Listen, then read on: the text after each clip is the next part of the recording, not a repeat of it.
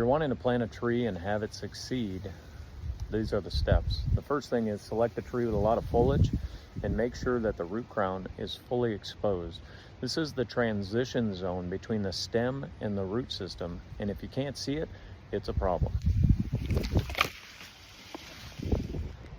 So now that we're here and we've picked our tree, the next thing we want to think of is the location we're going to plant it. Generally, the first thing you want to think of is resources. And in this area, I have a low-lying grade there that runs from the house. It's kind of a watershed area. And that's the area I'm going to plant this tree. It's a real water-hungry tree. And so I'm going to plant right in that ravine. I also have a downspout coming from the house, which is going to add resources to the tree, free water. And so you may add 5,000 to 10,000 gallons of water just from having a downspout above the area where gravitational water can run through to your tree. So now I've dug my hole, and notice it's not anything special. In Iowa, we have some of the best soil conditions on the planet, and so we don't need to go wide.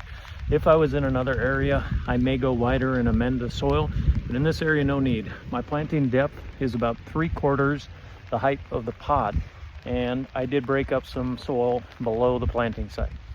So now I've got my tree in the hole, and you can see it's slightly elevated, probably about 3 inches, maybe 2 to 3 inches. That's by design.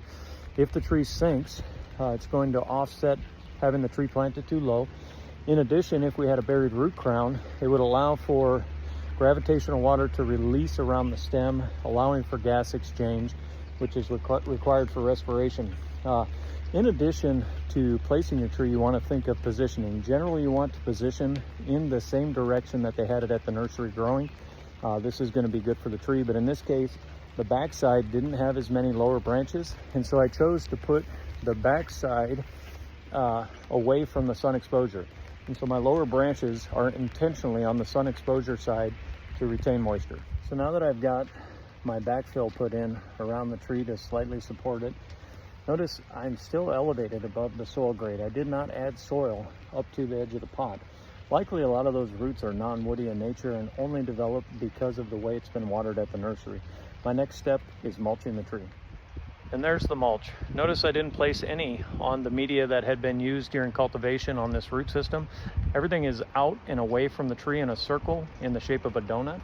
It'll actually go through the mineralization process and become soil and change the grade around the tree while keeping it slightly elevated. And that's how you plant a tree in the rain, I might add. I'm going to sit here and flood this tree for a long time. It's important that you water them in extremely well after you plant them, and then continue watering for 3 years, tapering off at that 3rd year. Notice I don't have any stakes on this tree. It is a clump birch, and so it's not really required. Most trees are not requiring stakes at this point. If you're planting one too big, I suggest you move to smaller nursery stock. It's really the best way to go.